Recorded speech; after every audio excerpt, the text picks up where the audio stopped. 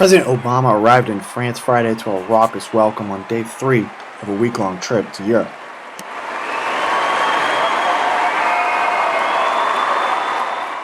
For the president, it was just one event and a packed day, but for most of the White House press corps, it was the only time that day they'd see him in the flesh.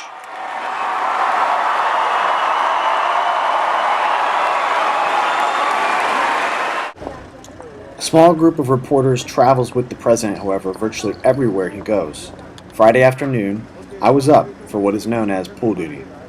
So after the town hall event, myself and several others hurried with a White House staffer to the waiting motorcade.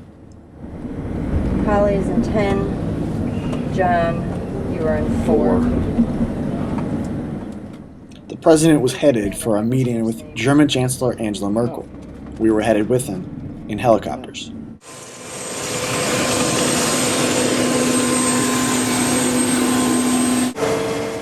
That's the president's Marine One helicopter. Myself and the other members of the press followed in Marine Black Hawk helicopters. That's Hans Nichols from Bloomberg.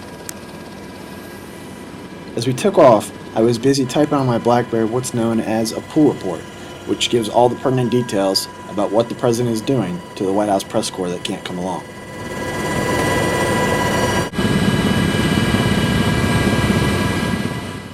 The president was headed just across the border into Germany to meet with Merkel.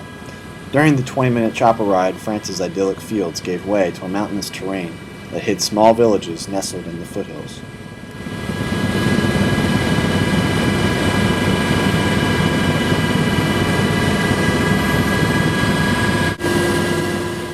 We landed in a small German resort town called Baden-Baden, ahead of the president.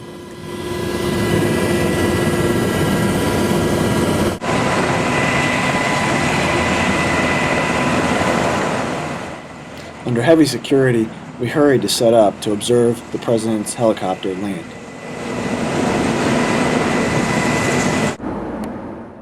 After the president and first lady were safely on the ground, it was back to another motorcade for a short trip to the city's town hall. It was a mad dash to set up ahead of the president for his meeting with the mayor.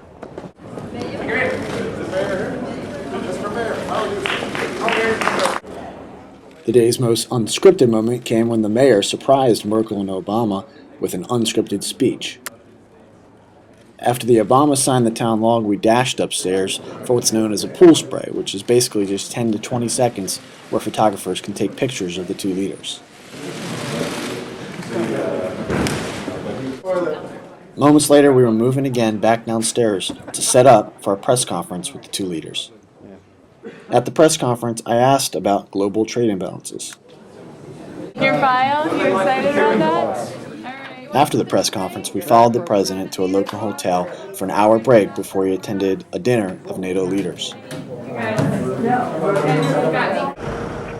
The dinner was covered exclusively by NATO press. Our job now was to wait for the president to leave. But that wouldn't be for several hours, so we went to a local restaurant to work, eat, and wait. Secretary of State Hillary Clinton walked by as we ate. Madam Secretary, how about a brief? Several hours later, we had finished our work and it was time to go. We packed up and headed back to the motorcade, still under tight guard. Bye.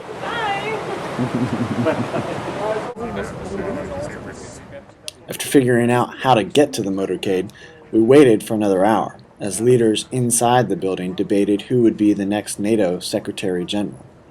Finally, around midnight, it was time to move again. Are we going to get left behind again? It's already happened. So everybody else is waiting for their list to come up. As we left the dinner at the tail end of the Obama motorcade, we saw French President Nicolas Sarkozy and his wife, Carla Bruni, waiting for their cars on the front steps. After a few minutes' drive, we were back at the field where we had landed several hours earlier. We headed for the Blackhawks en route back to France. Pool duty can mean long days and sometimes stressful moments, but overall, it's a fascinating look at traveling inside the bubble with the President of the United States.